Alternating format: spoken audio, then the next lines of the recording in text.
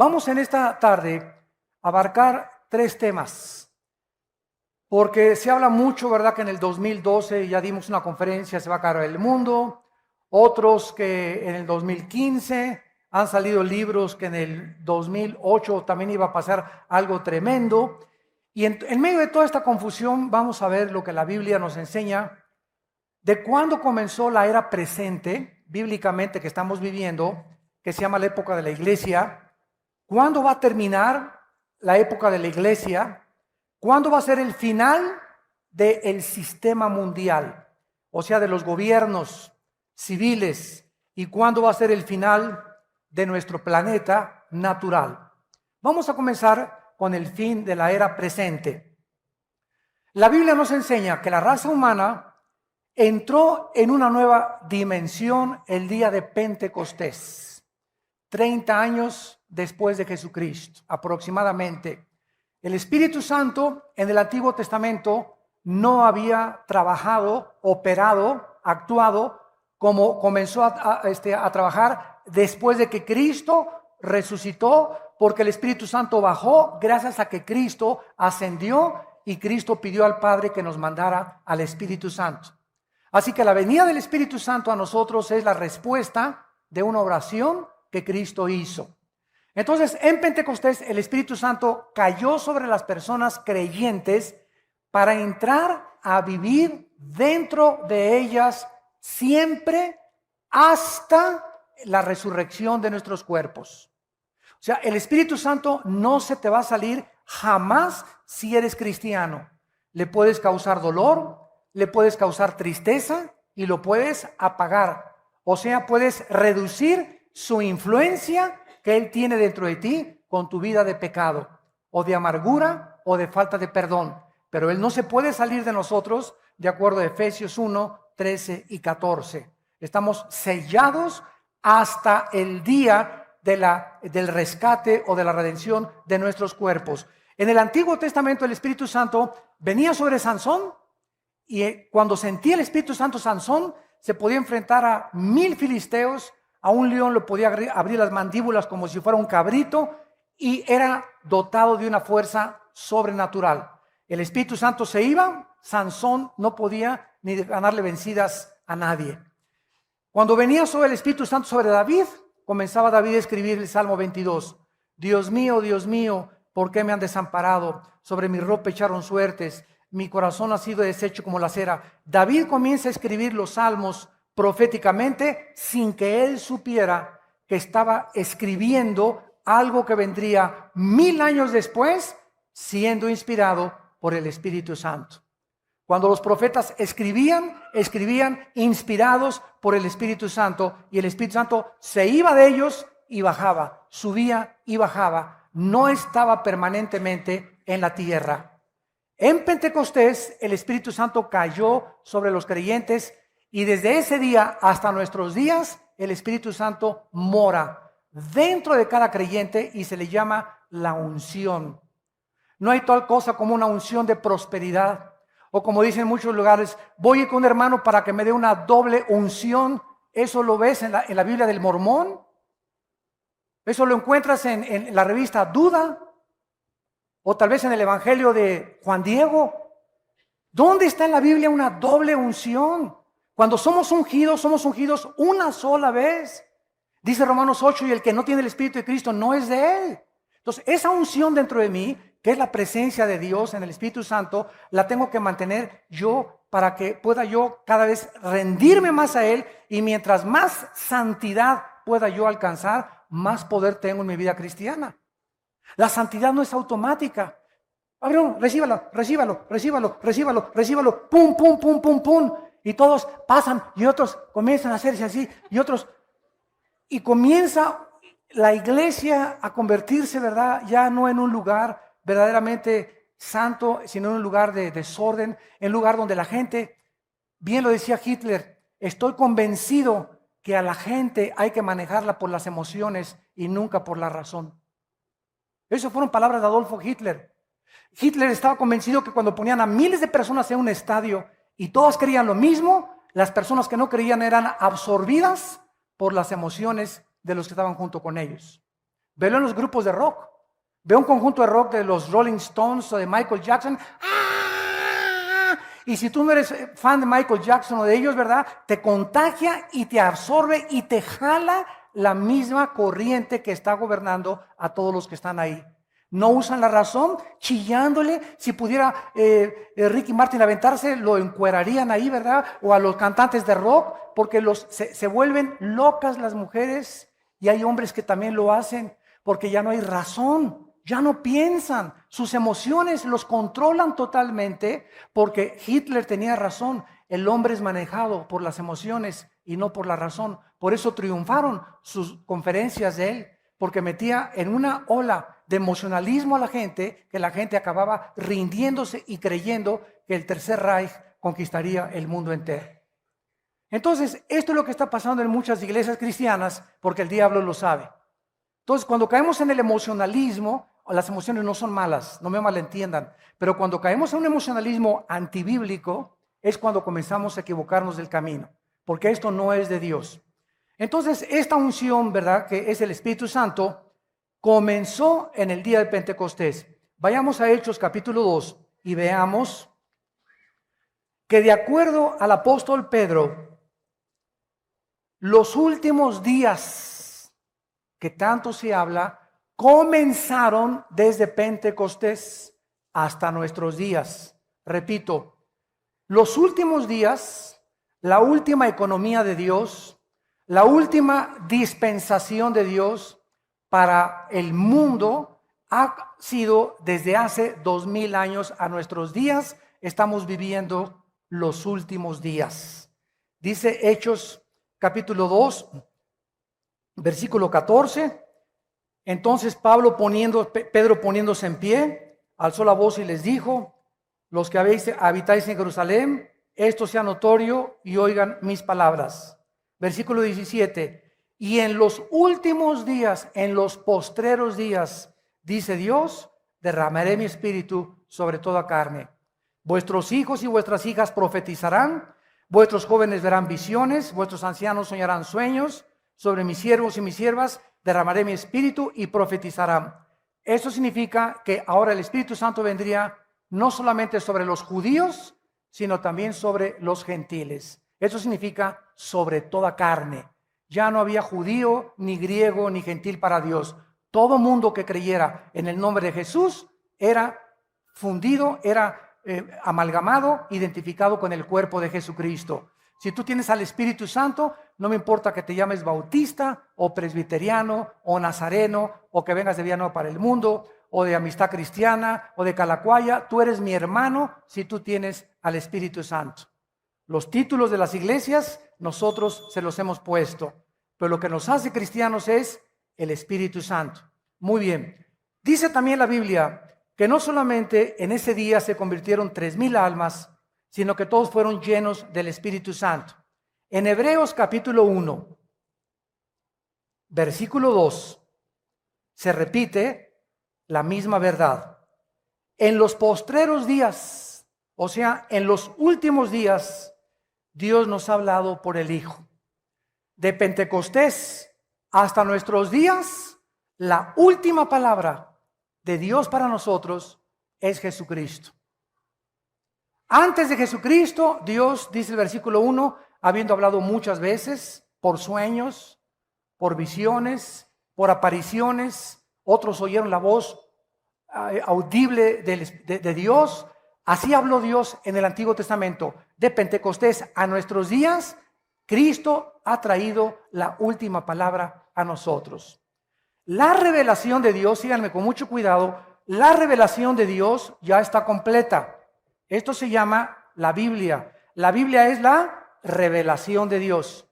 Ya no hay más revelaciones, porque la Biblia está completa. Apocalipsis 22, el que le agregue a esta revelación o el que le quite a esta revelación, dice la Biblia, las maldiciones de este libro vendrán sobre su persona.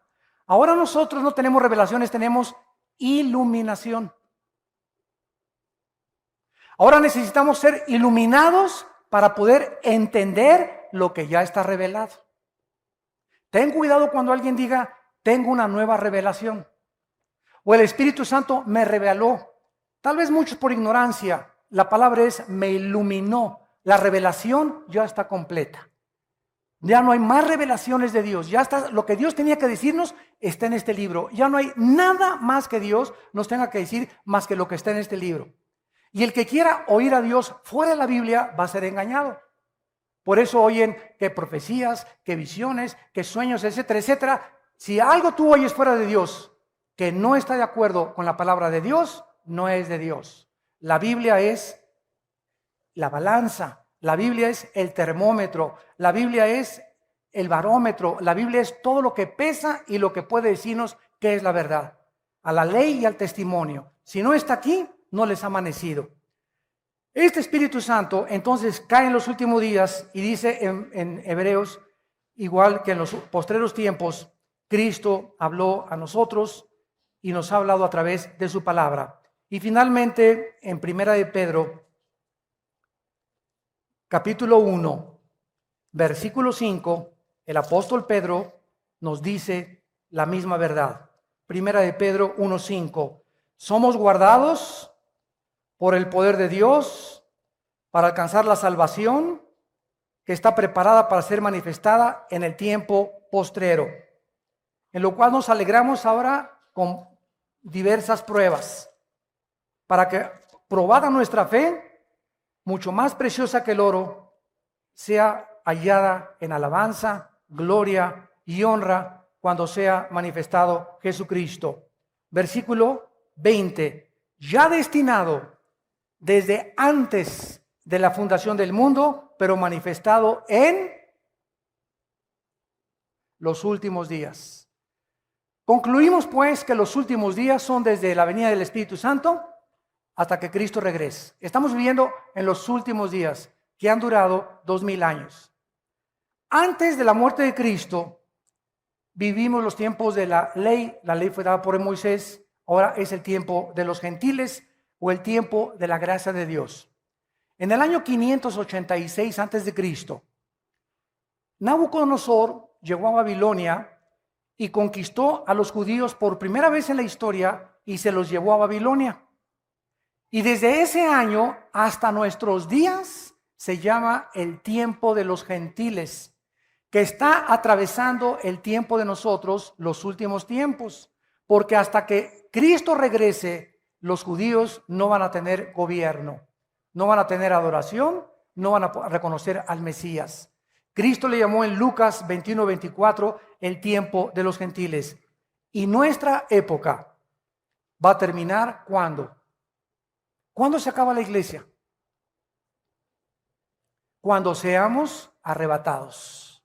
Primera de Tesalonicenses 4:13-17. Cuando Cristo venga en el aire y seamos nosotros sacados de nuestro cuerpo, vamos a ser transformados en fracciones de segundo, nos vamos a reunir con Él en el aire y nos vamos a ir con Él al cielo, a las bodas del Cordero, y vamos al tribunal de Cristo para ser recompensados, mientras en la tierra va a atravesar la gran tribulación, la ira de Dios.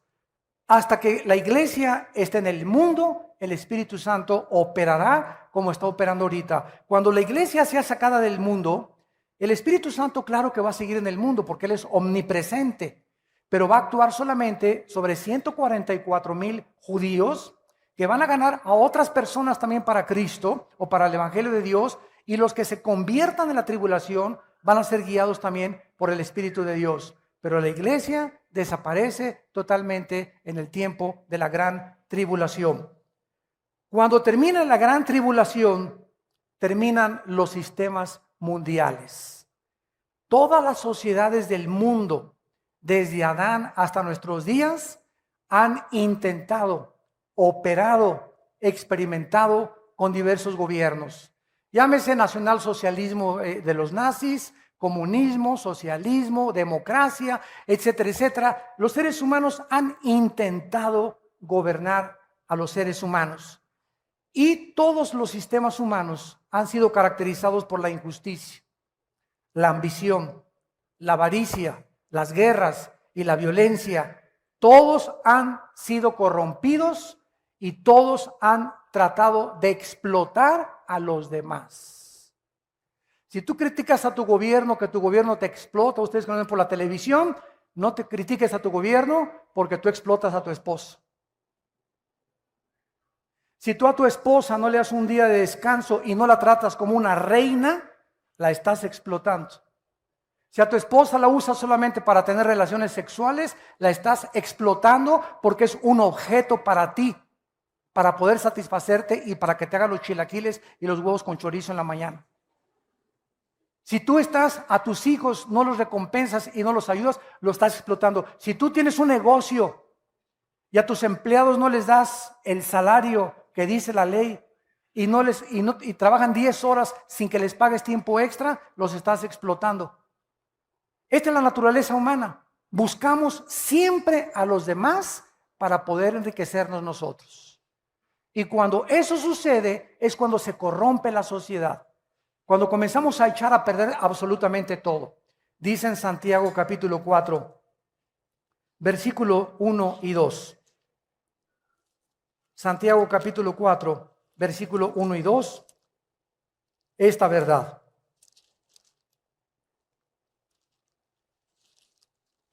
¿De dónde vienen las guerras y los pleitos entre ustedes? Bueno, unos le echan la culpa a la economía, otros le echan la culpa a la mala educación, otros le echan la culpa al gobierno, etcétera, etcétera, pero el problema somos nosotros.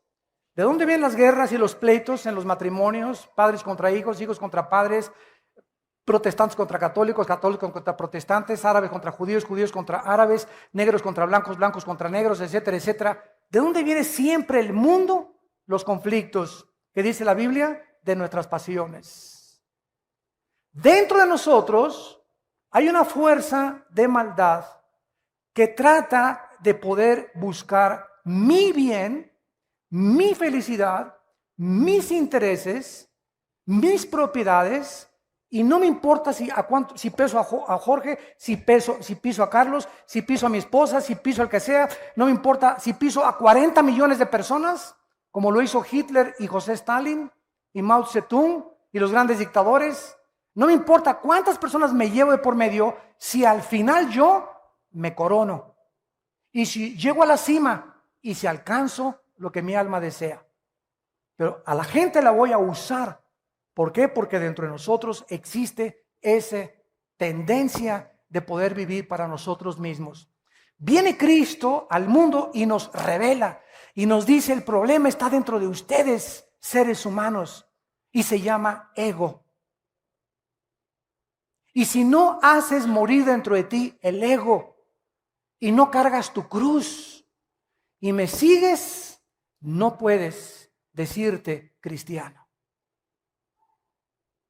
Y cuando viene Cristo a nuestra vida, comenzamos a sufrir los cristianos, porque nos damos cuenta que es lo más difícil que hay en la vida: morir a nuestro ego, sufrir injusticias y amar a los que nos persiguen, bendecir a nuestros enemigos y poder ser misericordiosos y compasivos con la gente y no vengarnos por nosotros mismos, porque va en contra de nuestra naturaleza natural, va en contra de todo lo que ya traemos por dentro. Entonces, esto es imposible humanamente. El Espíritu Santo entra en nuestra vida para capacitarnos y poder dotarnos de un poder sobrenatural, porque no nos ha dado Dios un espíritu de cobardía, sino de poder, amor y dominio propio. Por eso, ¿quiénes son los más cobardes? Los borrachos, parranderos y jugadores. Un hombre que no le es fiel a su esposa es el hombre más cobarde que existe. Porque para serle fiel a tu esposa necesitas pantalones para poder aguantarte con la que tienes junto.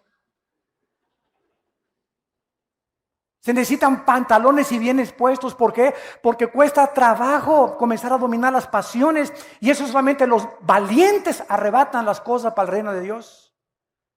Qué fácil es inmediatamente, pues ya me voy con otra y con otra. Como hace poco confesó el gran golfista internacional Tiger Woods. Lo agarró su esposa como con 15 al angelito. Lo ventanean por todos los periódicos, pero él habló a los medios de comunicación hace como una semana o 2 semanas y me gustó mucho lo que él dijo porque fue muy sincero. Él no era cristiano, pero él dijo lo siguiente: quiero decirle al mundo que yo me creí por el poder que tenía y el dinero que tenía y la fama que tenía, que yo podía tener lo que yo quisiera. Y que no tenía por qué conformarme con una. Entonces eso me hizo a mí querer agarrar a otras mujeres. Y ahora me he dado cuenta que esas pasiones que me llevaron por mi fama y mi dinero y mi poder, destruyeron mi familia y mi matrimonio, que es lo más precioso que Dios me ha dado.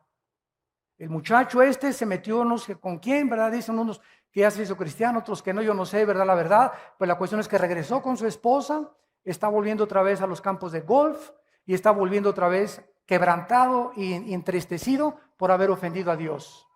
Miren la diferencia entre otra artista de cine que acaba de ganar un Oscar, Sandra Bullock, con la película del negrito que adopta ahí en su casa, que se las recomiendo, la vimos allá en una iglesia cristiana, nos la recomendaron. Es una gran película que acaba con el racismo. Esta muchacha, Sandra Bullock, le dan el Oscar y saliendo del Oscar de Hollywood le dicen que su esposo se han dado como con 15. Se casó con un fabricante de motocicletas que se llama, bueno, me recibo el nombre. Entrevistan a este hombre y le preguntan que por qué adulteró con Sandra Bullock. ¿Saben lo que contestó? Porque pues yo soy adicto al sexo. Y ella estaba muy ocupada en los estudios y no tenía tiempo para mí. O sea que el angelito cree que el matrimonio es, aquí la tengo que tener noche y día. Se me antoja a las 3 de la tarde, a las 5 y a las 8 me echo el clavado. O sea, se casó con un objeto verdaderamente. Él no sabe, ¿verdad?, que muchas veces vamos a estar separados y qué voy a hacer cuando me separo de mi esposo 1 semana, 2 semanas, 3 semanas, porque soy adicto al sexo, voy a cometer adulterio. Qué cobardía de persona, ¿verdad?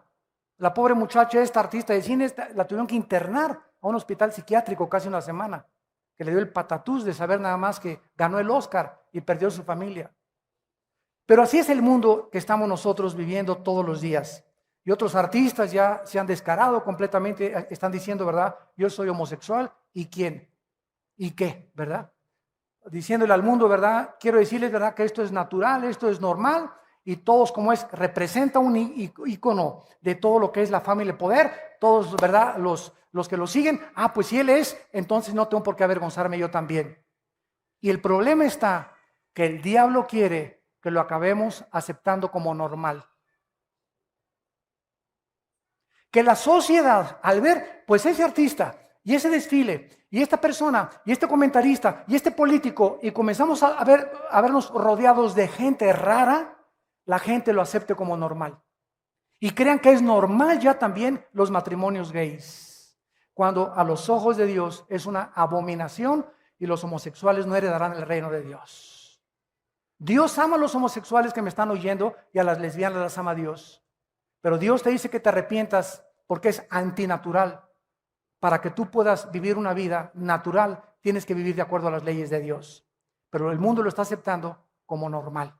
Y de eso se trata, que lo aceptemos como normal, para que creamos que es normal y podamos saber que es un estilo de vida en lugar de llamarle pecado. Al crimen ya no es asesinato, es eliminación por causa del Estado. El robo ya no es robo, es expropiación.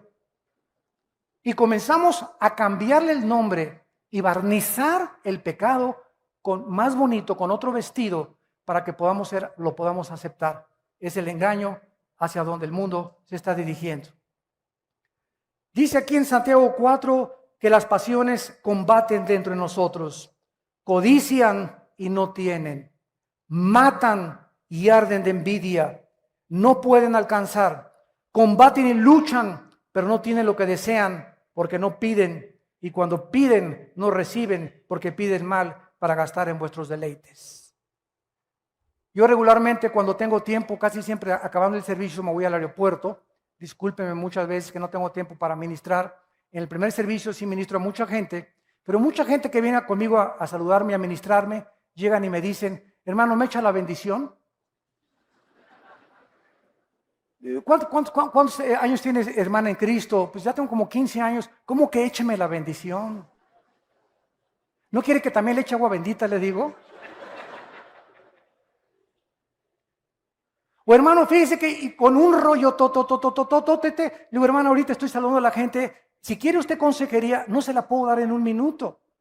Aquí tenemos a los pastores entre semana, tenemos las oficinas aquí en el sur para dar consejería. Haga una cita con los pastores, con las edecanes, y aquí damos las pastoras y los pastores consejería entre semana. Usted necesita sentarse 40 minutos, una hora con un pastor o con una pastora para atenderla. En 30 segundos no le puedo resolver el problema. Y por eso te dicen, échame la bendición para que me vaya bien. Eso es paganismo, ¿verdad? Eso es superstición. Es como cuando metes un gol, se persignan, ¿verdad? Bueno, ¿por qué lo hacen? Por ignorancia nada más. Es una crítica constructiva porque no saben que al hacer esto, ¿verdad? Ellos están diciéndole gracias, Señor, bueno, por lo menos gracias a Dios, ¿no? Y al salir de la cancha también la persinada, diciendo que me vaya bien, ¿verdad, Señor? No me importa si engaño a mi esposo, no me importa si soy adúltero, no me importa si estoy robando, pero échame la bendición, Señor. Ese es el mundo que vivimos de ignorancia. Dice en 1 Timoteo 6:10, raíz de todos los males es el amor al dinero. ¿Qué corrupción hay ahorita en la iglesia? El amor al dinero. Los ministerios están mandando esta clase de sobres que les enseñé, pidiendo dinero con una unción de prosperidad. Imagínense nada más. Me mandas un sobre, oro por ti y en un año no tienes pérdidas en tu negocio. O sea, una fe inmediata. Un camino inmediato a la santificación. O sea, milagros a la marucha. Winston Churchill dijo estas palabras: la democracia es la peor forma del gobierno humano, con la excepción de otras formas de gobierno que han sido experimentadas de vez en cuando. A ver si le entendieron. Churchill dijo, la democracia es la peor forma de gobierno humano, con la excepción de otras formas de gobierno que han sido experimentadas o tratadas de vez en cuando. En otras palabras, dentro de los gobiernos, lo mejor es la democracia. Pero ¿tú sabes lo que es la democracia?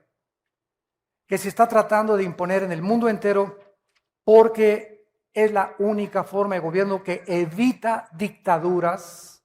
Es la única razón por la cual se apela a la democracia. Pero ¿sabes qué es la democracia? El gobierno del pueblo. Demos, pueblo, kratos, poder o gobierno. Democracia significa que el pueblo gobierna, no yo el presidente, ustedes gobiernan. Y si a ustedes les gusta la homosexualidad, nosotros la legislamos. Si ustedes van a favor de que se hace un censo, que se legalicen las drogas, los legisladores legislamos porque el pueblo hay que darle lo que el pueblo quiere.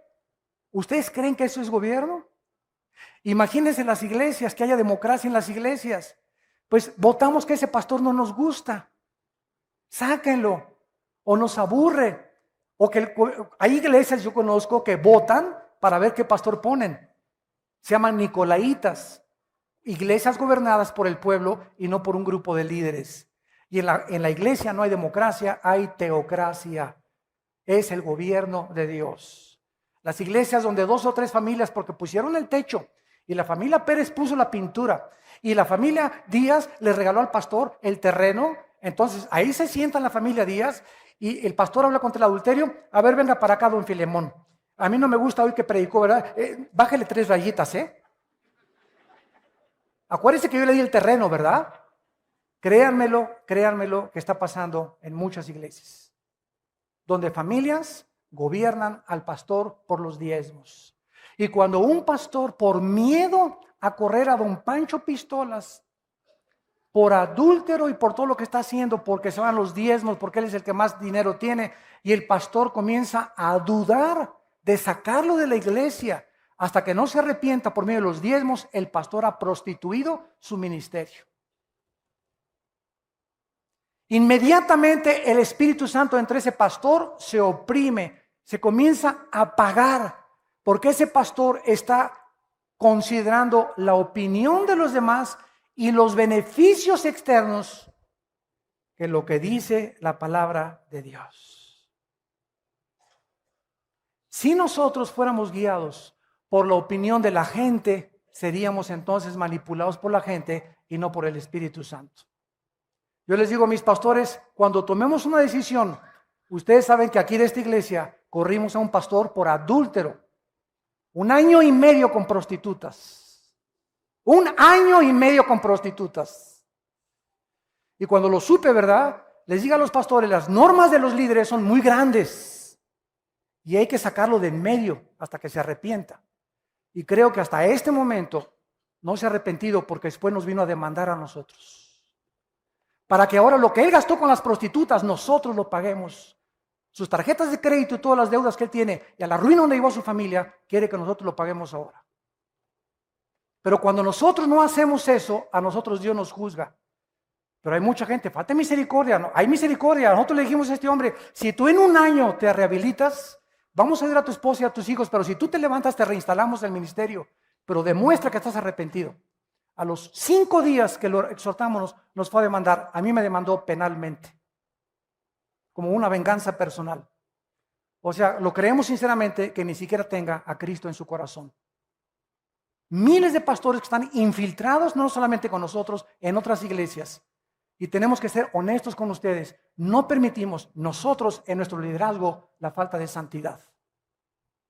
Un pastor que cae en adulterio hay que sacarlo y hay que rehabilitarlo, que se arrepienta, pero no puede seguir en el ministerio por lo menos 1 o 2 años. Es lo que tarda en sanar el corazón. Son muy elevadas las normas del ministerio y la santidad que Dios nos pone. Y hay otros que apapachan el pecado y lo consienten y por eso no pueden prosperar. Pero que tenemos que tener una conciencia delante de Dios para que Dios pueda bendecirnos y podamos darles cuentas a ustedes de las cosas que hacemos en las decisiones que tenemos que tomar. Cuando tomamos decisiones que son por Dios, no nos importa lo que diga la gente.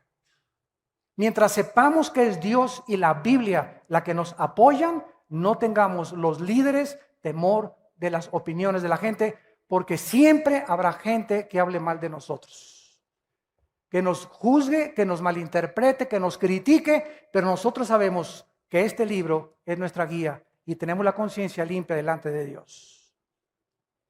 Y si las normas de la santidad no se elevan en la iglesia, el pueblo se comienza a pervertir. Josué, dile a Can que con toda su familia fuera de la iglesia. Muchos me decían, oye hermano, pues la familia del pastor sufre cuando lo sacan. Es que díganle a ese pastor que cayó en adulterio que esas son las consecuencias del pecado. Cuando pecamos arrastramos a nuestra familia y nadie es responsable más que él. Hundimos nuestro matrimonio, hundimos a nuestros hijos, damos mal testimonio y lastimamos a las ovejas.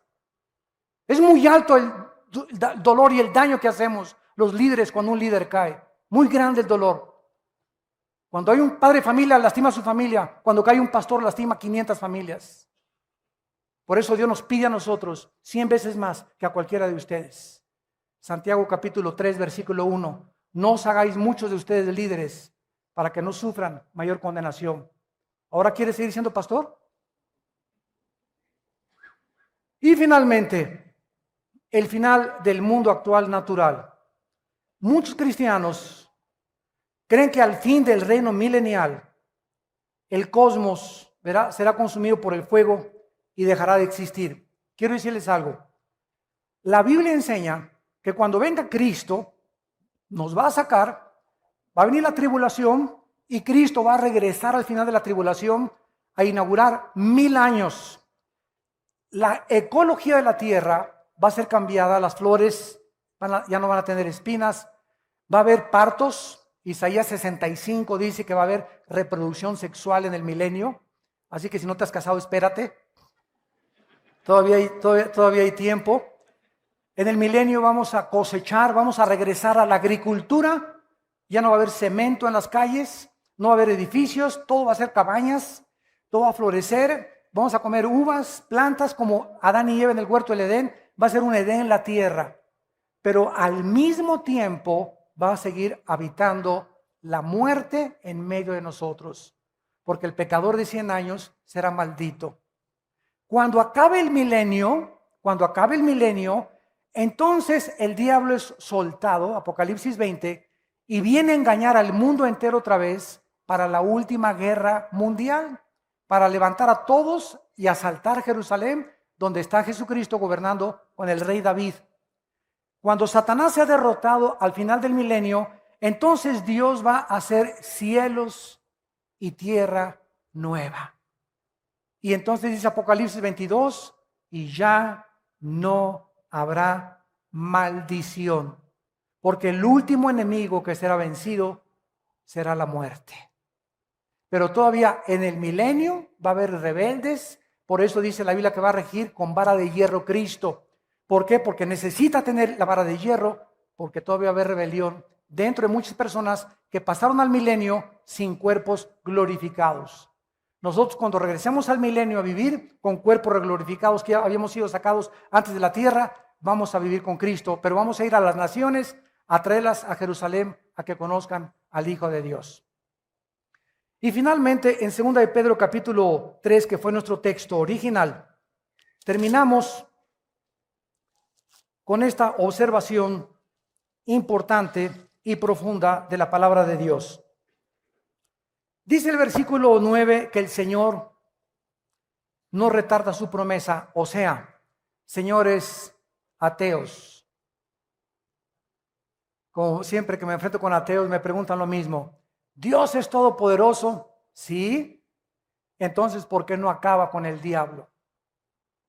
¿Y no puede hacerle así, acabar con el diablo y con la maldad? Claro que sí. ¿Y entonces por qué no ha acabado? Y les contesto, porque comenzaría con usted. Dele gracias a Dios, le digo, don Pancho, dele gracias a Dios que Dios no ha hecho eso. Porque entonces ya no tendría usted la oportunidad de arrepentirse.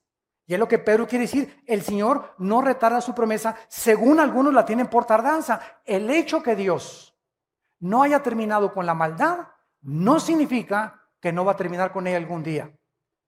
Queremos que fuera ahorita, pero el tiempo es de Dios. Dios no retarda su promesa, sino que es paciente para con nosotros. Porque no ha acabado Dios con el desbarajuste que hay en el mundo, no quiere que ninguno perezca, sino que procedan al arrepentimiento. En esta tarde, ¿cuántos de ustedes que nos ven por la televisión también están escuchando esta conferencia por la paciencia de Dios con tu vida?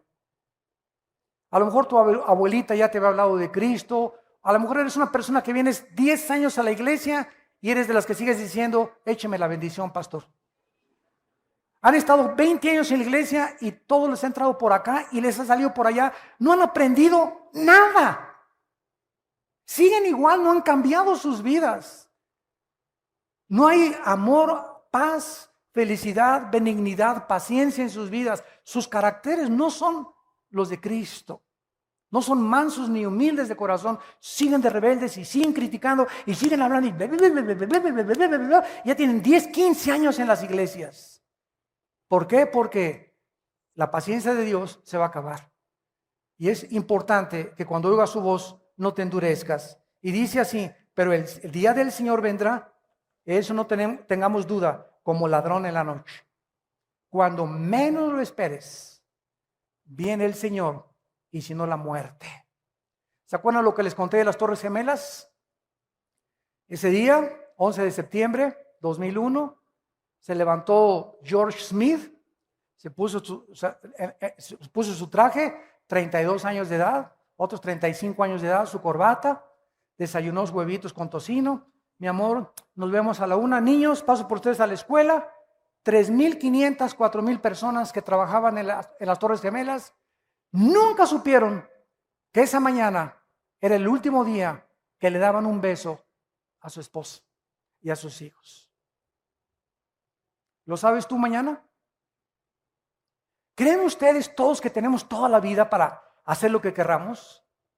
¿Cuántos de ustedes que me escuchan es la última vez hoy que Dios les ha hablado? Porque tal vez muchos no se van a arrepentir ya nunca. No es que no puedan creer, es que se han decidido a no creer.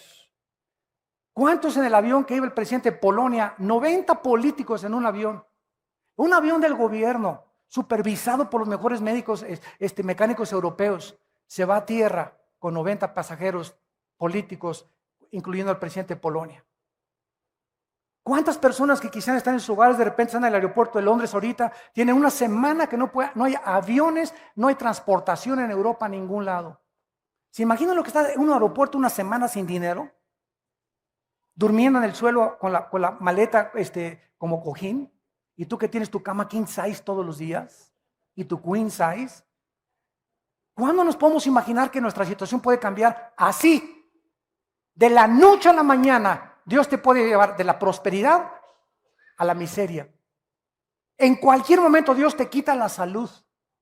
En cualquier momento Dios te quita los hijos que tienes, el matrimonio que tienes. En cualquier momento las circunstancias pueden cambiar con un terremoto, no, con cualquier cosa. En cualquier momento, en segundos, nuestra vida puede ser transformada. En cualquier momento te pueden decir, usted tiene cáncer terminal. Y de repente tu vida desde ese momento cambia para siempre, porque ahora sabes que tienes tu vida contada. Por eso cuando oigas su voz no te endurezcas. Abre tu corazón al Espíritu Santo. No estamos en Reino Aventura ni en Disneylandia. Es un mundo ocupado por el pecado y por la maldad que necesitamos ser fieles hasta la muerte. Necesitamos luchar y contender por la verdad, por la santidad, por la justicia, por la verdad. Pronto viene la persecución en el mundo contra nosotros. Démosle gracias ahorita que les anuncié en la mañana que ya vamos a estar en el Auditorio Nacional dando conferencias. Y el gobierno nos ha abierto las puertas para aquí, estar en el Auditorio Nacional, en el Estadio Azteca. Ya se nos abrieron las puertas. El gobierno está dando cuenta que nosotros, después de 32 años de ministerio, pueden confiar en nosotros.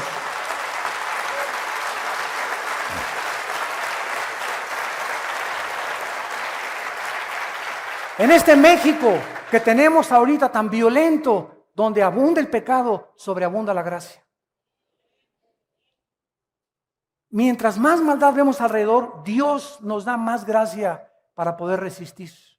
Por eso es tiempo de vivir pegados a este santo libro, ¿verdad? Día y noche, guardarlo, memorizarlo, meditarlo, reflexionarlo, leerlo, estudiarlo, investigarlo. Este libro de verdad que contiene la fuerza necesaria para sostenernos y llegar al final sin tener en qué avergonzarnos.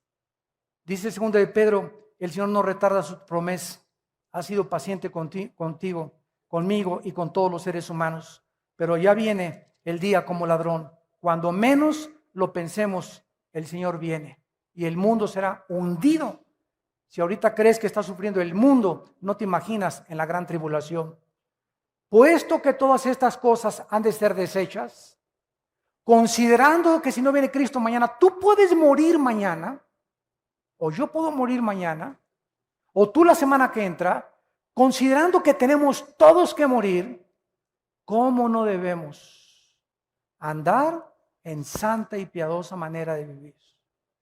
Que te levantes cada mañana y digas, Señor, yo no sé si este es el último día, pero te alabo y te adoro. Dame oportunidad de hablar de ti. Señor, límpiame. Padre Santo, se me está acabando el amor por mi esposa. Dame amor por mi esposa, Padre, porque yo tengo que, es una responsabilidad. Mis emociones las voy a crucificar, yo voy a amarla y voy a hacer lo posible por que tú me des ese amor sobrenatural, o por mi esposo, o por mis hijos, etcétera, etcétera. Aléjame de la pornografía, Señor, quítame esas amistades. Si no nos sinceramos delante de Dios y no le contamos a Dios lo que somos porque Él lo sabe, de todas maneras, Dios no te puede ayudar. No vengas con el pastor, écheme la bendición. Yo no soy Dios. Yo te puedo decir, hermana, mire, lea esto es lo que dice, pero el que te cambia es Dios. Los pastores no somos dioses. Yo no cambio, ningún pastor puede cambiar tu vida. Ni el papa, ni el arzobispo, ni el monseñor, ni el pastor, ni pare de sufrir, ni nadie. Nosotros podemos decirte solamente cuál es el camino. El que te cambia es Dios. Tu problema en tu matrimonio es Dios el que lo va a arreglar. Tu vida la va a cambiar Dios. Tus hijos los va a cambiar Dios, no nosotros. Maldito el que confía en el hombre, dice Jeremías 17. No confíes en que yo voy a cambiar tu vida y tu matrimonio porque écheme la bendición, ore por mí, hermano. Lo voy a hacer, pero el que va a encargarse de tu vida es Dios. Levanta antes los ojos al cielo de venir conmigo con un pastor y pídeselo a Dios antes. Y llórale a Dios, no le llores al pastor, llórale a Dios. Derrama tu alma delante de Dios, no dice delante de los pastores. Para que tú puedas entender que tu relación es con Dios. No solamente les decimos, esta es la Biblia, esto dice Dios, este es el camino. Pero ¿quién va a cambiar tu vida? Dios. Esperando y apresurándonos para la venida del día de Dios, en el cual los cielos encendiéndose serán deshechos, los elementos siendo quemados se fundirán. ¿Cómo terminará? La tierra, la creación original, terminó con un diluvio. Después vino la recreación, Génesis 1, del 3 en adelante, y el mundo ecológico terminó con el diluvio de Noé. De Noé a nuestros días, los cielos y la tierra permanecen iguales.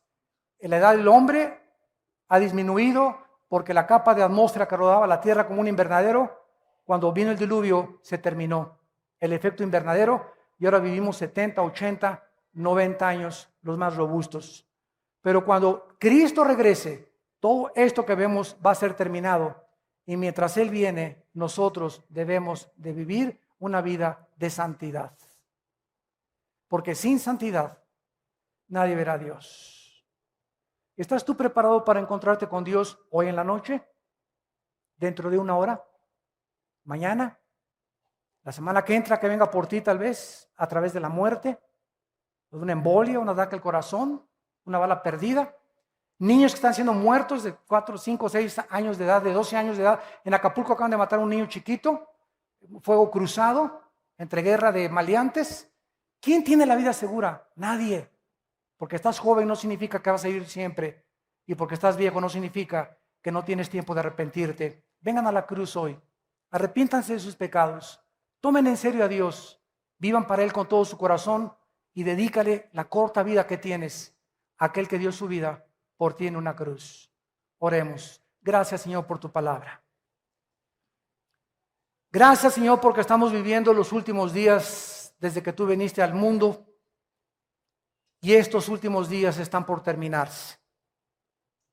Cuando veáis todas estas cosas, guerras y rumores de guerras, pestes, terremotos en diferentes lugares, las gentes alarmadas por la expectación del sonido del mar, los tsunamis, señales en los cielos. En 2012 se profetiza o se anuncia científicamente una alineación galáctica, que el Sol emanará radiaciones que dañarán gravemente el planeta Tierra. Señor, todo a nuestro alrededor se está acabando, todo se está desgastando, todo es temporal, este mundo es pasajero. Tú nos quieres abrir los ojos para que veamos las cosas que no se ven. Porque todo lo que vemos se va a acabar. Propiedades, dinero, lujos, vestidos, sexo, placer, todo esto va a terminar. Los cielos y la tierra pasarán, pero el que hace mi voluntad permanecerá para siempre. En esta tarde yo te pido que vengas a Cristo. Ustedes que nos ven por la televisión, entrégale tu vida a Dios en este momento. Hoy es tu oportunidad, no la desperdicies. Tú no tienes comprada tu vida.